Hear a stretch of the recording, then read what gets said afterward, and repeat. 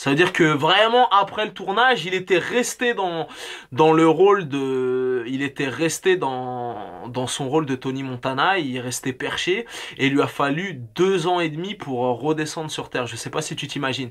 Et même pour la petite anecdote perso, toujours de ma main Lolo à qui je passe le salam, il m'a dit que dans la foulée justement, un peu plus tard, on lui avait proposé le rôle de l'impasse et il a dû décliner. Enfin, il a laissé passer un laps de temps de 6 mois parce qu'il avait peur de justement de sombrer et de trop rester dans le rôle un peu mafia, pègre et compagnie. Donc il a décalé le tournage à 6 mois pour pas trop être enfermé dans ce style de rôle et dans ce style de pression mafieuse et de gangstérisme. Tu vois ce que je veux dire? Donc voilà. Merde. Je t'ai dit, je me suis mangé une gifle magistrale. Tu vois ce que je veux dire? Bon, Scarface est sorti aux États-Unis en 83. Il est sorti en France en 84. Donc, au moment où je te parle, c'est vraiment rare que les gens qui aiment un minimum le cinéma n'aient pas vu ce chef-d'œuvre, ce film monumental et culte. Tu vois ce que je veux dire? Donc, tu vas te dire, mais Vantard, pourquoi tu fais cette chronique pour nous parler d'un film qu'on a déjà vu 800 fois? Mais j'ai fait cette chronique déjà pour témoigner mon amour envers ce film, car moi-même, c'est vraiment une période de ma vie où je me butais à la VHS. Je l'ai vu tellement de fois, ça. Il y a plein de souvenirs de mon adolescence, de mon enfance qui refont surface. Je me rappelle quand je calais la cassette, je mettais retour, je re-regardais des passages et compagnie. Et voilà, donc je fais cette petite chronique pour témoigner mon amour à ce film et l'impact qu'il a eu sur ma vie de jeune con. Et dans cette chronique qui est déjà légendaire, je vais te balancer toutes les anecdotes croustillantes que tu pourras te mettre sous la dent. Parce que comme je t'ai dit, moi personnellement, je connais tous les secrets de fabrication de ce film. Car il me semble que je l'ai en collector d'ailleurs, en DVD ou en Blu-ray, je sais plus. Et t'as le making of, et dans le making of, il t'explique à peu près tous les processus de création et compagnie. Plein d'anecdotes. Par exemple, je t'en balance une comme ça vite fait pour te donner l'appétit. Pour tous les banlieusards et tous les jeunes des quartiers populaires et compagnie. Déjà, la première info, sachez que c'est Oliver Stone qui a écrit le scénario de Scarface. Et quand il l'a écrit, il était à Paris. Oui, monsieur, Oliver Stone se trouvait à Paris quand il a écrit le scénario de Scarface. Donc, moi, je connais un petit peu tous les secrets de fabrication. Quand on l'a vu hier au Gaumont Parnasse en version restaurée, inédite et compagnie, il y avait un petit journaliste aussi qui nous a fait une petite intro au film en nous balançant d'autres anecdotes que je ne connaissais pas. Et par la suite, moi-même, Vantard, tel un journaliste du terre-terre et du bitume, je suis parti fouiller pour te ramener cette dose d'anecdotes. Tu vois ce que je veux dire? C'est-à-dire que cette vidéo, tu pourras la faire tourner. Et tu pourras dire non mais c'est dingue.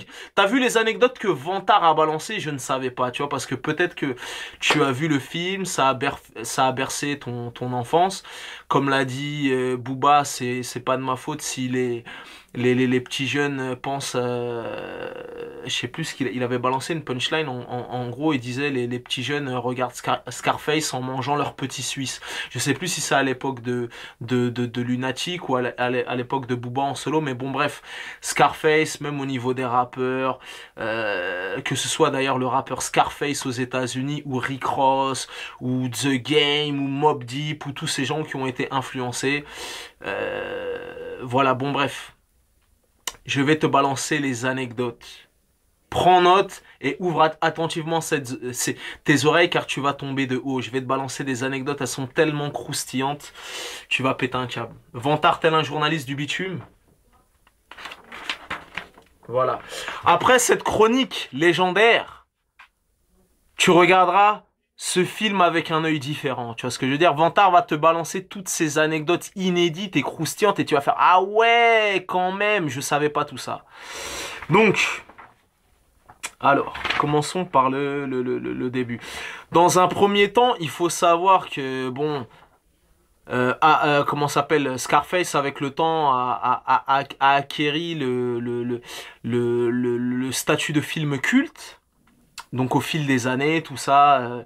Mais au départ, quand le film est sorti aux États-Unis, il a été très mal accueilli par la critique, notamment pour la violence et le langage grossier du film. Donc au départ, ça n'a pas été l'unanimité, oui, des standing ovations et compagnie. Il a été très très mal accueilli. Même l'avant-première qu'ils ont fait, il me semble, si je te raconte pas de conneries, à New York, il a été vraiment traîné dans la boue. Il a eu de très mauvaises critiques. Bon. Il en a eu des bonnes aussi, mais en tout cas, il n'a pas fait l'unanimité, il n'a pas mis tout le monde d'accord et compagnie. Donc, au départ, très mal accueilli par la critique, notamment pour la violence, la scène de la, de la tronçonneuse, le langage grossier et compagnie. Ils ont dû batailler, justement, parce que la violence, bon, pour les années 80, c'était un petit peu, voilà. Et Brian De Palma, justement, ça s'est joué à un poil de bite pour que le film soit interdit au moins de 18 ans. Si je te raconte pas de conneries, ils ont réussi à gratter et à faire descendre au moins de 17 ans. Et en France, c'était interdit au moins de 12 ans. Ensuite, le gars qui jouait le rôle de Sosa. Sosa, celui qui balance la punchline. Ne me baisse pas, Tony. On ne baisse pas Sosa. Retiens-le bien. Même à la fin du film, quand il l'a au téléphone, quand Tony Montana a le nez poudré qui devient à moitié fou, il lui dit, Tony, rappelle-toi, je te l'ai dit une fois, on n'encule pas Sosa. Tu vois ce que je veux dire? Et après, on sait ce qui va se passer par la suite. Donc, celui qui jouait le rôle de Sosa, qui nous a quittés, il est mort, paix à son âme. Un truc que je ne savais pas, Monsieur Sosa dans la vraie vie était homosexuel et malheureusement pour lui, il est mort du sida. Donc voilà une petite anecdote que je ne savais pas. Paix à son âme, il est mort. En tout cas, il performe dans le rôle de Sosa. D'ailleurs, le rappeur AZ, tu vois, autant il y a des gens qui ont préféré Tony Montana, autant il y a des gens qui ont préféré Manny, autant il y a des gens qui ont préféré Sosa. Et AZ, et il cite souvent Sosa dans ses morceaux. Il me semble qu'il a même un AKA où il s'appelle Sosa. Donc Sosa nous a quittés, mort du sida, et il était homosexuel parce qu'en fait, il me semble, si je te raconte pas de conneries, que en fait ça a été divulgué bien après qu'il était homosexuel. Bon, peut-être qu'à cette époque-là, c'était tabou. Et en fait, il a eu une relation avec un gars pendant 5 piges, il me semble, qui était aussi acteur, si je te raconte pas de bullshit. Et malheureusement, il est mort du sida. Donc, Sosa, paix à ton âme, où que tu sois. Le film a coûté la bagatelle de 25 millions de dollars et il en a rapporté un peu plus de 65 millions, tu vois. Donc, le film est rentré dans ses frais et a généré du bénéfice. Le film est sorti aux États-Unis le 9 décembre 1983 et en France il est sorti le 7 mars 1984. Donc Vantard avait 2 piges, enfin 1 an et demi. Antonio Montana, en fait c'est un petit clin d'œil, enfin le blaze du protagoniste même qui est Scarface. Antonio Montana, en fait c'est un petit clin d'œil au joueur de football américain Joe Montana dont Oliver Stone était fan. Donc voilà pourquoi il s'appelle Antonio Montana di Tony Montana. Donc comme je t'ai dit, le scénario de Scarface a été écrit par Oliver Stone. Oliver Stone l'a écrit quand il était à Paris. Et donc à l'époque où Oliver Stone a écrit le scénario de Scarface, il luttait contre une dépendance à l'héroïne. Ça veut dire que lui-même il était stone, il était stone, sans mauvais jeu de mots, et il était littéralement défoncé. Donc peut-être que ça a influencé à scénariser le truc parce que lui-même il est en mode hallucinogène, défoncé, était totalement stone. Donc voilà. À l'époque, ce n'était pas Brian De Palma qui était pressenti pour réaliser le film, c'était Sidney Lumet qui devait réaliser le film. Mais par la suite, en lisant le script, le scénario, il a été littéralement outré et choqué par la violence du film, qui s'est désisté, il a décliné, et par la suite, c'est Brian De Palma qui a réalisé le film Scarface. Ensuite, ça c'est une anecdote qu'ils nous ont balancé hier quand on est parti le voir au Gaumont-Parnasse. Oliver Stone à l'époque, donc dans les années 80, c'était pas le Oliver Stone de nos jours qui avait réalisé U-Turn, Platoon, Wall Street et tous ces classiques. Lui-même était chaud. Il voulait réaliser le film, il a insisté, il a été au forcing, mais comme comment ça s'appelle, il y avait quand même pas mal de millions investis sur le film, ils ont pas voulu prendre de risques et donc les studios l'ont évincé, tu vois, ils l'ont mis sur la gauche, ils l'ont mis sur le côté, ils l'ont dit petit, t'es gentil, mais on veut quelqu'un qui ait plus de background, plus de bouteilles, mais en tout cas Oliver Stone en ayant écrit le scénario, a vraiment fait le forcing pour réaliser le film aussi, tu vois. Donc Dieu merci, c'est Brian De Palma qui l'a réalisé. Dieu merci. Bref. Et au départ, voilà, ce style d'anecdote croustillante que tu peux croustiller comme du miel pops. Au départ, donc comme on sait tous, c'est Al Pacino qui a joué le rôle de Tony Montana, mais au départ, c'est Robert De Niro qui était pressenti, qui devait jouer le rôle de Tony Montana, mais il a refusé. Donc dans un premier temps, ils ont proposé à Robert De Niro et c'est Al Pacino qui finalement a décroché le rôle. Le rôle de Manny Rivera. Donc au départ, c'était John Travolta qui devait jouer ce rôle. C'est John Travolta qui devait jouer. Et au final, il a été préféré à Steven Bauer, qui était comment dirais-je, un jeune premier. Mais vu il avait une gueule et que c'était l'un des seuls, parce qu'à la base, ça part d'une histoire d'immigrés cubains. C'est le seul vrai mec de Cuba qui est né là-bas et qui connaissait les mimiques, le langage et compagnie, donc il a été préféré à John Travolta.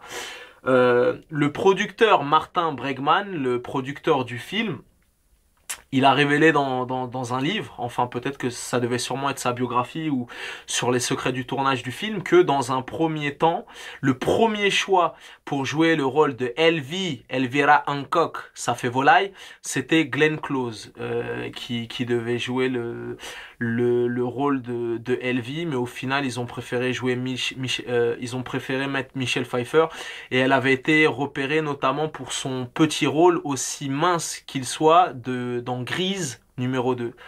Donc voilà, au départ, dans un premier temps, le film Scarface devait être tourné à New York, mais faute de moyens, ils l'ont transposé et délocalisé à Miami, mais dans un premier temps, ça devait être tourné à New York. D'ailleurs, il y a eu une polémique, justement, quand le film a été délocalisé et transposé à Miami. Il y a eu une polémique, notamment au niveau de l'Office du tourisme, car ils ont eu peur justement que après Miami aurait une réputation sulfureuse avec un haut taux de criminalité. Donc même au niveau de l'Office du tourisme, il y a une espèce de petite polémique parce que eux dans leur tête ils se sont dit ça va trop stigmatiser la ville de Miami, donc il y a eu des petits soucis à ce niveau-là. Ensuite, le tournage du film Scarface a duré 8 mois. Voilà, ce style d'anecdote croustillante qu'on aime. Tu sais que Steven Spielberg a contribué au film Scarface. Oui, monsieur. Donc Steven Spielberg est venu donner un coup de main à son ami Brian De Palma pour la réalisation de la scène finale. Oui, monsieur, demain tu vas pouvoir aller en cours. Demain, près de la machine à café pendant ta pause, tu pourras dire, ah ben tiens, je vais vous donner une anecdote croustillante sur Scarface. Vous savez que Steven Spielberg a donné un coup de main à Brian De Palma sur la scène finale du film. Et là, je peux te dire que tu pourras passer pour un mec intéressant auprès de tes collègues, tes copains, ton voisin, ton chat, ta meuf, ton boulanger ou ton kinésithérapeute. Le juron fuck a été utilisé 207 fois dans le film, tu vois, donc vraiment à l'époque ça a fait un tollé, une polémique. Pendant l'avant-première du film, il y a des gens qui sont partis avant la fin parce que c'était trop violent, parce que c'était trop vulgaire et compagnie. Le mot fuck est utilisé 207 fois dans le film. Par la suite, le film a été décliné en jeu vidéo, en bande dessinée, il me semble que pour les 20 ans de Scarface, ils l'ont ressorti au cinéma aux États-Unis. Ben, tu vois, là en France, ils l'ont ressorti, je sais pas si c'était pour les 20 piges. Ils l'ont ressorti, voilà, Dieu merci, j'ai pu le voir au cinéma. Au moins, je pourrais dire, moi, j'ai vu Scarface au cinéma, malgré que quand il est sorti, j'avais 2 piges. Et en 2003, d'ailleurs, le journaliste nous en parlait hier avant la projection du film, que voilà, en fait, moi-même, ce qui me plaît dans le film Scarface, c'est l'ascension du bonhomme. Tu vois ce que je veux dire? From bottom to the top. Bien évidemment, il n'y a pas de happy end dans Scarface. Il se fait massacrer comme lui-même a massacré. Donc c'est vraiment l'ascension et la chute. Et vraiment, même en allant le voir hier au cinéma, j'avais pas vraiment fait attention que vraiment le film est coupé en 2 parties. C'est vraiment l'ascension.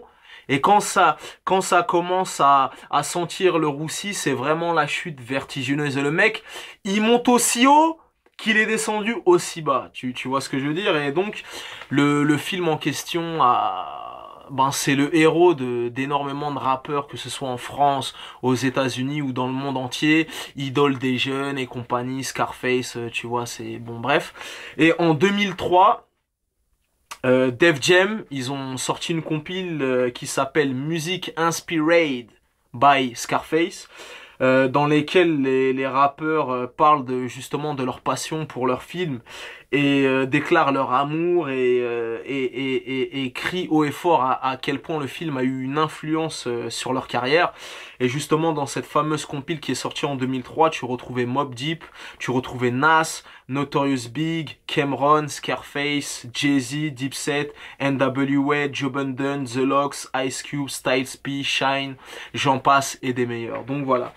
Donc c'était ton gars Vantard. J'espère que tu as appris, quelques petites anecdotes croustillantes, que ça t'a peut-être, en regardant cette chronique, ça t'a peut-être donné envie de jeter un autre coup d'œil en le regardant peut-être d'un autre œil, tu vois.